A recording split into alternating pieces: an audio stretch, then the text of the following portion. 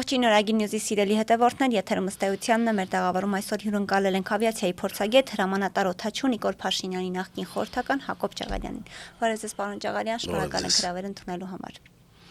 Պարոն Ջաղալյան, օրերս դուք գրառմամբ անդրադարձել էիք 2019 թվականին տեղի ունեցած իրադարձության, երբ հայ զբոսաշրջիկները մնացել էին Եգիպտոսում, դուք դատախազություն հայց էիք ներկայացրել 2020 թվականին, սակայն ի պատասխան, ինչպես դուք էիք նշել, ստացել էիք, որ հիմքեր չկան բավարար այսպես հիմնավոր քրեական գործ բացելու համար։ Ինչ կոռուպցիոն սխեմաներ կան այստեղ, ինչու է ձեր գնահատմամբ ակնհայտ ֆինանսական չարաշահումները չեն դիտարկվել որպես բավարար հիմքեր։ Եկեք նախ հիշեցնեմ, ինչ տեղի ունեցավ, դա 2019 թվականի ամռանն էր, երբ մի ոչ բարեխիղճ զբոսաշրջային ընկերություն մոտ 200 զբոսաշրջիկ տարավ Եգիպտոս եւ այսպես ասած նրանք այնտեղ գցեց, թողեց այնտեղ առանց հետ բերելու թռիչքի կազմակերպման։ Այդ ժամանակ, երբ հայտնի դարձավ այդ տեղեկությունը, ես նույն օրը պայմանավորվեցի այդ ժամանակ Հայաստանում գործող 3 ավիաընկերությունների հետ։ Դրանք էին Armenia ավիաընկերությունը, Atlantis European եւ Taron ավիաընկերությունները։ Քանի որ ես երկար տարիներ զբաղվել եմ միջազգային փոխադրումներով, իմ սեփական ավիաընկերությունն եմ աշխատացրել, ես շատ լավ տեղյակ եմ թռիչքի գներից, ասենք 4-4.5 ժամ տևողությամբ թռիչքի արժողությունը պետք է լիներ մոտավորապես 32-33 հազար դոլարի սահմաններում։ Դա երկու ուղղությամբ թռիչքի մասին է խոսքը 4.5 ժամ, որտեղ դեպի Հուրգադա եւ դեպի Շարմ էլ Շեյխ թռիչքները ավելի քիչ են, 2.10-2.15 մոտավորապես այդպես։ Այսինքն կա բազային արժեք 32-34 հազար դոլար արժողությամբ, երկու ուղղությամբ թռիչք կատարելու համար։ Կան 3 հայկական ավիաընկերություններ, որոնք ընդառաջ գնացին կառավարության առաջ ծառացած բարդությանը եւ համաձայնվեցին թռիչքը կատարել առանց վճարումների մի մասի, այսինքն ցանկացած թռիչք կազմված է մի քանի տեսակ ծախսերից, դա օդանավի ծախսերն են, որի մեջ մտնում է օդանավի ռեսուրսի, շարժիչների, տեխնիկական սպասարկման եւ անձնակազմի վճարների ծախսերը, դա մի մասն է, որը որ կազմում է թռիչքի արժեքի 1/3-ը մոտավորապես, հետո գալիս է վառելիքի ծախսը, հետո գալիս է օդանավակայանային սպասարկումների վճարումները եւ այդ ամենը իրար հետ կազմում են այդքան։ Հիմա ավիաընկերությունները համաձայնվեցին գնալ կառավարության ընդառաջ, ոչ թե համաձայնվեցին, այլ հոժարակամ գնացին այդ առաջարկին, որ չգանձեն կառավարությունից այդ օդանավի վարձի ծախսերը, որը կազմում է թռիչքի արժեքի 1/3-ը մոտավորապես։ Դա 12,000 դոլարով իջեցնում էր թռիչքի պատվերի ծախսերը եւ դառնում էր մոտավորապես 21,000 թռիչքի արժեքը։ Ընդառաջ գնաց նաեւ Զվարթնոց օդանավակայանը, որը համաձայնվեց անվճար սպասարկել այդ թռիչքները, որտեղ ինչու եւս մոտ 2,000 դոլարով իջավ թռիչքի արժեքը եւ կազմեց 19,000 դոլար։ Բացի դրանից ես բանակցում էի, ինչպես նաև իմ հետ միասին այն ժամանակվա քաղաքացիական ավիացիայի կոմիտեի նախագահի տեղակալ Արսեն Պողոսյանը, բանակցում ենք զբոսաշրջային ընկերությունների հետ, հիմնական թռիչքները կատարող ընկերությունների հետ։ Դրանք 3-ն էին՝ Անրիվա, Մարաթուկ եւ Էրտուր, որոնք որ ունեին շաբաթը ամեն մեկը 2 թռիչք, այսինքն 3 ընկերություն ամեն մեկը 2 թռիչք ունեին, Հայաստան Երևանից Եգիպտոս 6 թռիչք էր կատարվում եւ այդ ընկերությունները համաձայնվեցին նույնպես հոժարակամ ընդառաջ գնալ եւ իրենց օդանավերի ազատ տեղերում տեղափոխել այնտեղ մնացած հայ զբոսաշրջիկներին, որի արժեքը մոտավորապես հավասարվում էր նորից 19,000-ին, նույնիսկ ավելի էժան էր նստում։ Այդ ժամանակ Փաշինյանը արձակուրդում էր եւ վարչապետի պաշտոնակատարը Ավենյանն էր։ Կազմակերպում են խորհրդակցություն, ես չգիտեմ խորհրդակցություն կազմակերպողի մտքերը, ինչ նկատառումներով ավիացիայի միակ մասնագետին կառավարությունում, որը որ ունի տարիների երկար իրենց տարիքի չափ ավիացիայի չարտերային թռիչքների կազմակերպման փորձ չեն հրավիրում այդ դեպքում որ ես ավիացիայի հարցերով վարչապետի խորհրդականն էի չեն հրավիրում այդ խորհրդակցությանը եւ որոշում են շուկայական արժեքից 50% ավել վճարել ամեն մի թռիչքի համար այսինքն 37 միլիոն դրամ դուրս է գրվում երկու թռիչք կատարելու համար, դա մոտ 98-99 հազար դոլար էր այն ժամանակվա կուրսով, որը որ մոտ 48-49 հազար դոլար էր ամեն մի թռիչքը, հիմա ասեք խնդրեմ, այն դեպքում, երբ որ կա 19 հազար դոլար արժողությամբ թռիչք, ինչի համար է 49 հազարով կազմակերպում։ Դա սխալ էր, թե գիտակցված կոռուպցիոն կառավարման Այդեք դրան մի վարքյան մի րոպե հետո անդրադառնանք։ Երբ որ կա շուկայական արժեք, ինչի համար եք պատվիրում շուկայական արժեքից 50% ավել։ Եվ իմ համար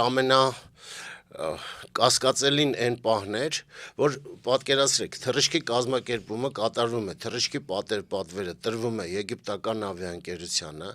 Եգիպտոսում գտնվող Հայաստանի դեսպանատունը, Եգիպտոսում բազավորված Եգիպտոսից աշխատող եգիպտական ընկերությանը, Եգիպտոսից Հայաստան թռիչքը պատվիրում է հունական միջնորդ ընկերության միջոցով եւ 50%-ով ավել կա կոռուպցիա թե չէ ես չգիտեմ ես գտնում եմ որ կոռուպցիայի հանցակազմի կասկածներ կան եւ դրանով պետք է զբաղվի դատախազությունը որտեղ որ ես դիմել եմ 20 թվականի դեկտեմբերին այդ հարցխնդրով եւ Եվս մի քանի էպիզոդ ներկայացնելով որպես կոռուպցիոն պատասխանատվություն հիմա ով է դրանում մեղավոր մեղավորը նա որ հանձնարարականը տվել է կատարողին մեղավոր է կատարողը որը որ գործից չհասկանալով կամ շահադիտական նպատակներով արել է այդ բանը ես չգիտեմ բայց հանցակազմը ակնհայտ է որովհետև Հայաստանի սահմանադրությունը գրված է պետական կառավարման համակարգի հիմնախնդիրների հիմքերի վրա Այն գաղափարը, որ օրենք ընդունողը, իրականացնողը եւ վերահսկողը պետք է լինեն անկախ մարմիններ, չի պաշտպանվել։ Եվ այն գաղափարը, որ կա Հայաստանում օրենք պետական մարմինների իրավասությունների մասին, եւ որ չի պաշտպանվել այդ օրենքը, նույնպես ակնհայտ է։ Այսինքն չի պաշտպանվել այդ, չի պաշտպանվել երկրորդը եւ պետական գանձարանից հափշտակվել է կամ մսխվել է լավագույն դեպքում անգիտակից հանցագործությունը նույնպես հանցագործություն է 60 հազար դոլար ընդամենը երկու թռիչք կազմակերպելու համար դրանից հետո երրորդ թռիչքը կատարեց Տարոն Ավյան որը կատարեց ընդամենը 12 հազար դոլարով բայց այդ դեպքում Զվարթնոց օդանավակայանի մասնակցությունը մի քիչ ավելացավ բացի նրանից որ Զվարթնոց օդանավակայանը չգանձեց օդանավականային ծախսերը, Զվարթնոց օդանավակայանը նաև մոտ 7000 դոլար արժողությամբ վառելանյութ լցրեց։ Եվ ամենացավալին այս դեպքում, իմ համար իրապես ամենացավալին այն էր, որ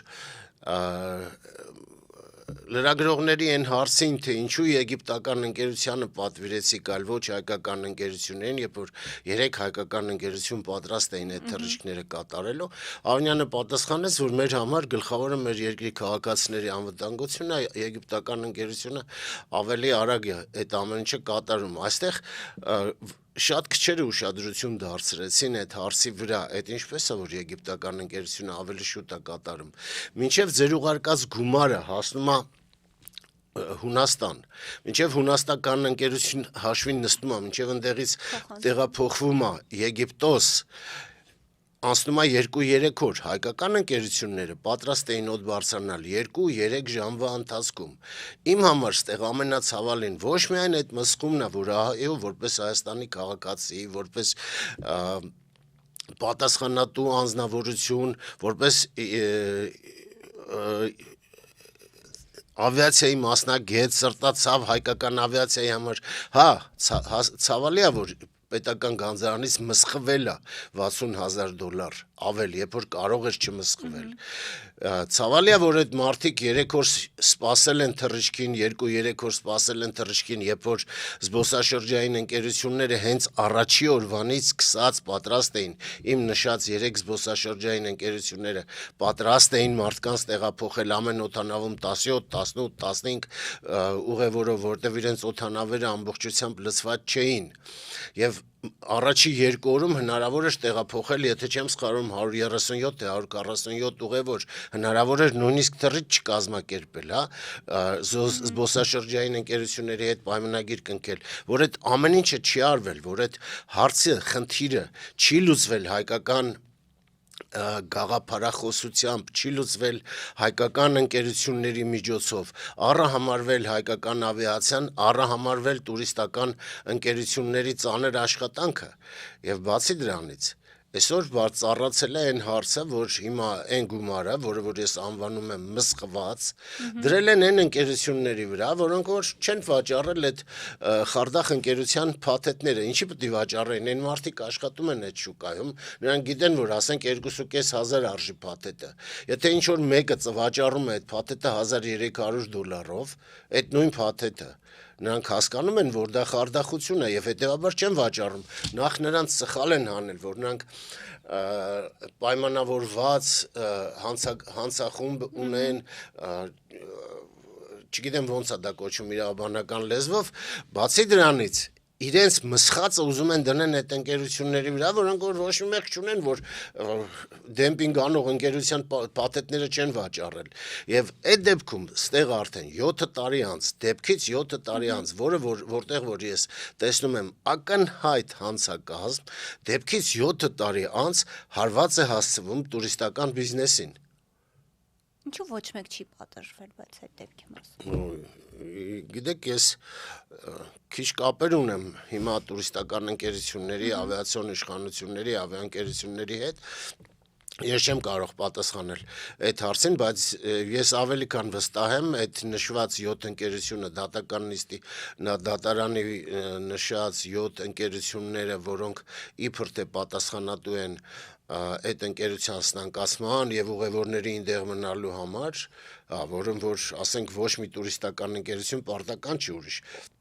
ընկերության փաթեթը վաճառվի, չկա այդպես պարտականություն, բայց դատարանը նրանց մեղավոր է հանել պայմանավորված սաբոտաժի մեջ, հա, նրանք վստահ են, որ չեն վճարի այդ գումարը եւ վստահ են, որ նրանք եթե ոնց են ասում, այլ ճանապարհներով նրանց վրա ճնշումներ չլինեն, վստահ եմ, որ նրանք ուղղակի կբողոքարկեն այդ որոշումը։ Ձեզ խորհրդակցությանը չհրավիրել Ավինյանի կողմից, դա պատահական բաց թողում եք համարում, թե միտումնավոր արված քայլ։ Եկեք sense, նախ ես չեմ ուզում ասեմ Ավինյանի, որովհետև խորհրդակցությանը, ասենք վարչապետը կամ փոխվարչապետը չի հրավիրում։ Կա պրոտոկոլի բաժինն է բոլորին հրավիրում։ Եթե պրոտոկոլի բաժինը հատուկ ցուցում ստացել է Ճաղարյանին չհրավիրել, դա ուրիշ հարց է, ուրեմն չեն հրավիրել։ Որտեվ մյուս կողմից, եթե ինձ հրավիրեին, լինելով հայկական ավիացիայի ջատագովը, ես հաստատ թույլ չէի տա, որ այդ ձևի խոսակցությունը այդ ուղղությամբ գնար։ Ես հստակ կընդգծեի խորհրդակցության ժամանակ եւ իրական արժեքը եւ ավելի էժան անելու հնարավորությունները եւ հայկական ավիաընկերությունների կողմից անելու անհրաժեշտությունը, ոչ թե արտասահմանյան ընկերությանը պատվիրելը եւ տրամաբանական է, որ հայկական ընկերությանը Հայաստանի կառավարությունը հունական միջնորդի միջոցով չէր կարա պատվերը պատվեր տա, հետեւաբար նորից առաջանում է կոռուպցիայի հավանականության բանը, ինչին որ դատախազությունը ինձ պատասխանեց, որ ողջամիտ հիմքեր չկան մտածելու, որ կոռուպցիա կա, բայց կոռուպցիան էլ ինչ գույնի է լինում։ Պարոն Ճաղարյան, ինչպիսի վիճակում է այսօր հայկական քաղաքավիացիան ձեր մասնագիտական գնահատմամբ։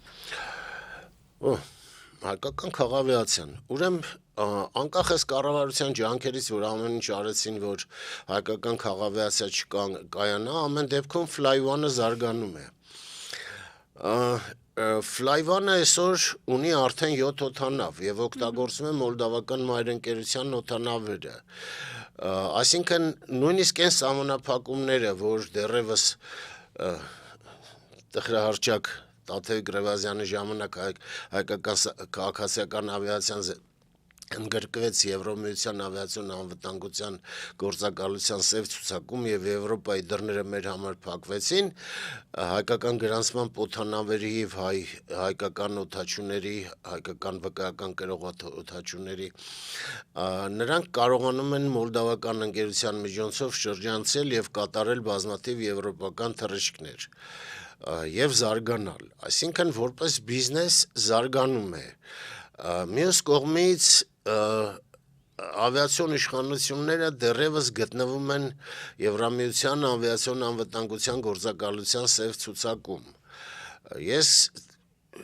այդքան տեղյակ չեմ, որովհետև իմ հրաժարականից հետո ես պետական մարմինների հետ ընդհանրապես որևէ կապ չեմ ունեցել եւ աշխատում եմ կապ չունենալ, ինչ որտեղ ավելորդ եմ համարում իմ կողմից, ինչ որտեղ ես կարծում որ մարդկանց հարվածի տակ կդնեմ իմ հետ հարաբերությունների համար։ Ամեն դեպքում ես չեմ շփվում, ես չեմ կարող ասել իրական իրավիճակը ինչ է կատարվում, բայց քանի որ ես ամեն դեպքում կապեր ունեմ ավիացիայի հետ, ես գիտեմ, որ մեծ աշխատանք է կատարում, ես հասկանում եմ, որ կարող է դուրս գան սև ցուցակից, բայց առայժմ ցավոք սրտի սև ցուցակում են։ Բայց մանավանդ Ռուսաստանի Ուկրաինայի վրա հարձակվելուց հետո Հայաստանը, մասնավորապես Երևանը դարձավ տրանզիտ կենտրոններից մեկը։ Այո, զիջում է Ստամբուլին, հիմնական ուղղությունը Ստամբուլով է ռուսական տրանզիտի,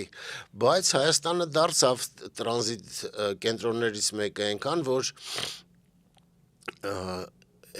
մեծ հերթ է առաջանում օդանավերից միաժամանակյա դուրս գալու համար եւ այն ինչ որ ես 19 թվականին համաձայնացրել էի կառավարիչ ընկերության հետ Հայաստանի միջազգային օդանավականներ ընկերության հետ ղեկավարության հետ իրենց մաստեր պլանում ընդգրկել հին Զվարթնոց օդանավակայանի շենքի վերականգնումը եւ վերաշահագործումը ընդամենը գալերեայով նոր օդանավակայանը հինի հետ կապելու։ Հիմա իսկական դրա ժամանակն արդիականացել է այդ բանը, եթե իհարկե հին Զվարթնոցը ավելի չի խարխրվել։ Ես ձեզ ասեմ, որ կար այդպես ծրագիր, ներկայացված էր օդանավականի կողմից ներկայացված էր 5 տարվա մաստեր պլանով, որը քննարկվեց Էռնեկյան կրտսերի հետ եւ ես անձամբ ստացա համաձայնություն այդ պլանի իրագործման շուրջ։ Հիմա արդիական է դառել, կարելի է փորձել օգտագործելով այդ փաստը վերականգնել հին Զվարթնոց օդանավականը, մանավանդ որ ոնց է կոչում Եվրասիական տնտեսական միության հետ ընկերություն երկրների հետ օդանավ ուղևորները ավելի քիչ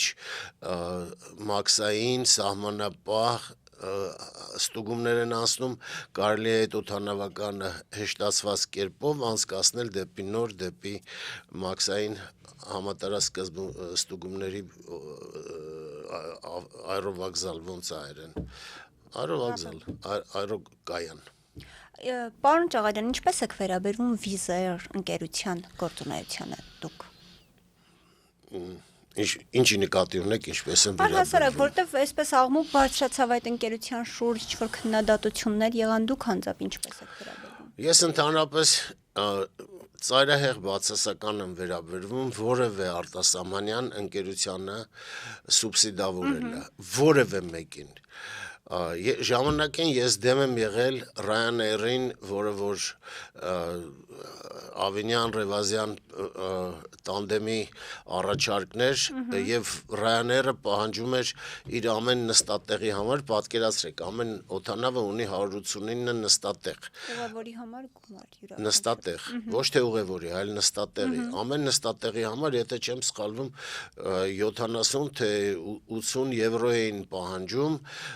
կատարելու զվարթնոց թռիչքներ այդ Գյումրի զվարթնոց թռիչքներ կատարելու համար ավելի քիչ դե պատկերացրեք 190 նստատեղով գալիս է 190 նստատեղին 80 եվրո ամեն նստատեղին փող է ուզում թող 70 լինի ես հիմա չեմ հիշում հստակ թիվը բայց ես ասում եմ որ դա մոտավորապես 70 եվրոյի շրջակայքում էր զվարթնոցում քիչ ավելի քիչ բացի դրանից այնտեղ ծախսերի կրճատում եւ այլն որը որ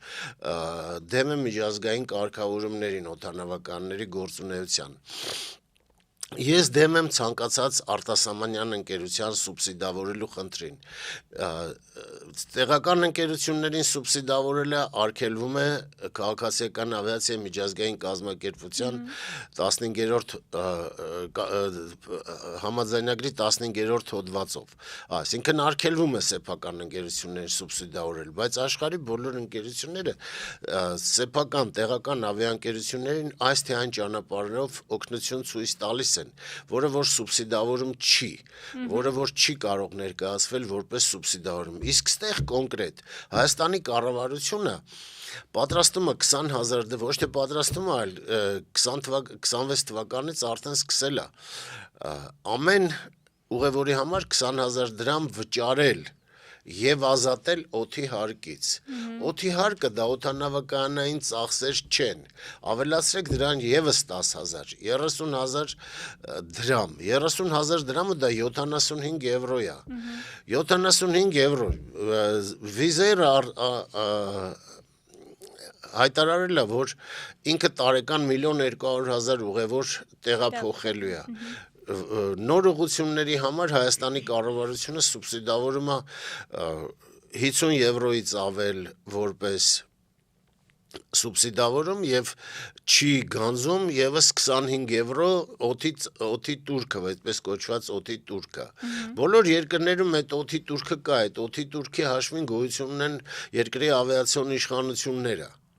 Հիմնականում դրա հաշվին է լինում։ Շատ երկրներում, ինչպես ասենք Ամերիկայի Միացյալ Նահանգներում կա տուրք նաև վառելիքի, ավիավառելիքի վրա։ Նրանք ամեն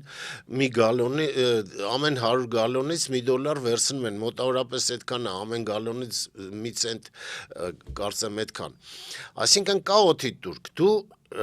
Հայաստանը երբևիցե իր տեղական ընկերություններին մի կոպեկ, մի դրամ չի սուբսիդավորել։ Հիմա պատկերացրեք 1,200,000 ուղևորներից 600,000-ը լինելու են նոր ուղղություններով, որտեղ նրանք հայտարարել են 7 թե 8 նոր ուղղությունների բացման մասին։ Կեսը 600,000, թող լինի 500,000, 500,000-ին ամեն մեկին դու 75 եվրո սուբսիդավորում ես 35 միլիոն եվրո Հայաստանի կառավարությունը պատրաստում է սուբսիդ եթե մի կողմանի հաշվենք իսկ եթե երկկողմանի է սուբսիդավորում դառնում է 70 միլիոն եվրո որտեղ ես չգիտեմ այդ պայմանագրի պայմանները ոնց է գրված միակողմանի է նստատեղերին այդքան ֆինանսավորում թե չէ դուք պատկերացնում եք 35 կամ 70 միլիոն եվրո Հայաստանի կառավարությունը պատրաստում է ֆինանսավորի ոչ բարեկամական հունգարական վիզեր ավիաընկերությանը Okay, լավա որ Հայաստանում տեղ են գտել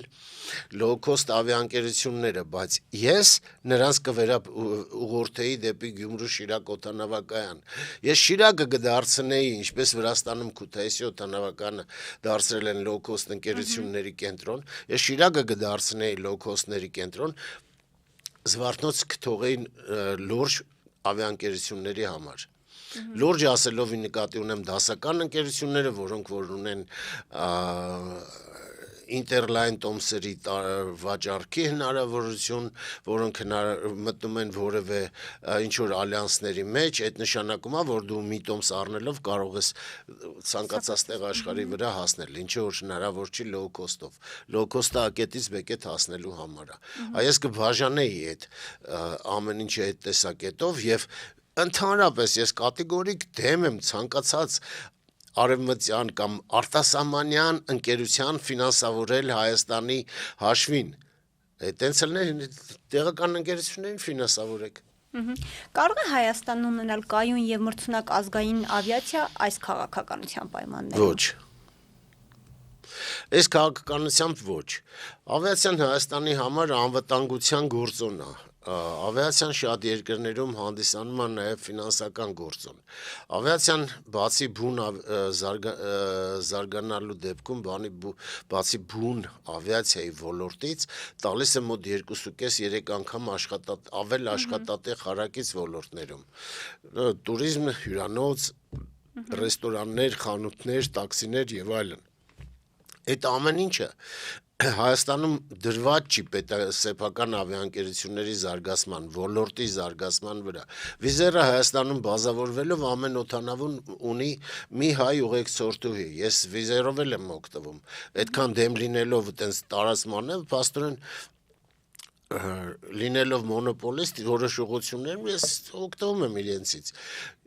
Մի ուղեկցորդ ընդամենը ամբողջ անձնակազմում եւ վիզերը հայտարարում է, որ Հայաստանում աշխատատեղեր է բացել։ Ոչ մի օդաչու Հայաստանից, որոնց որ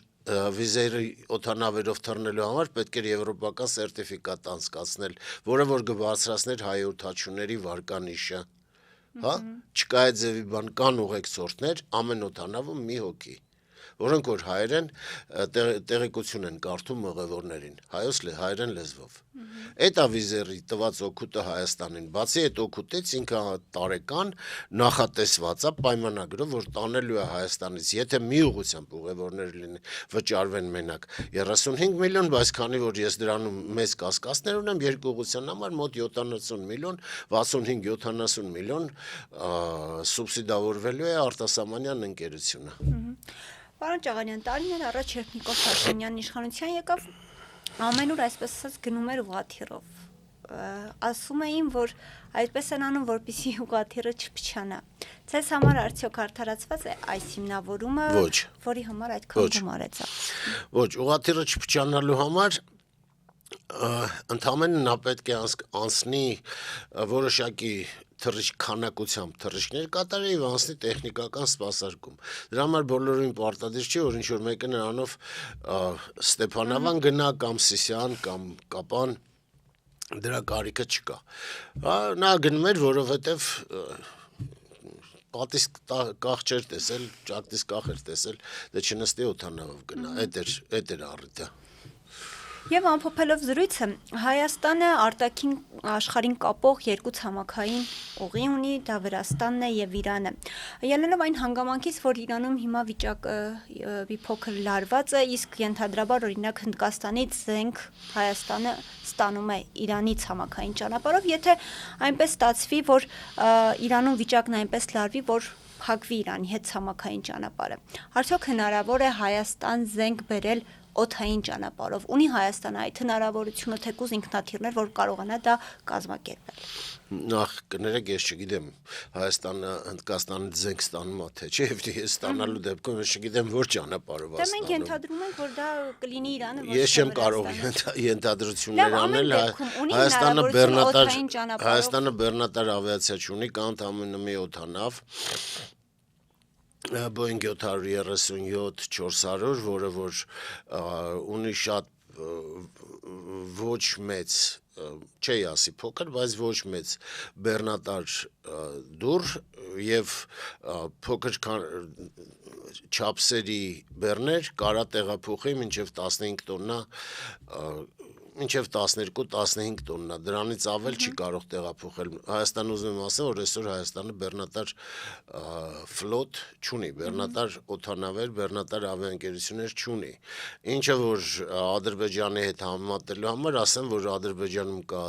Silkway հայտնի ավիաընկերությունը, որտեղ աշխատում են Boeing 747, վերջի արտադրության վերջի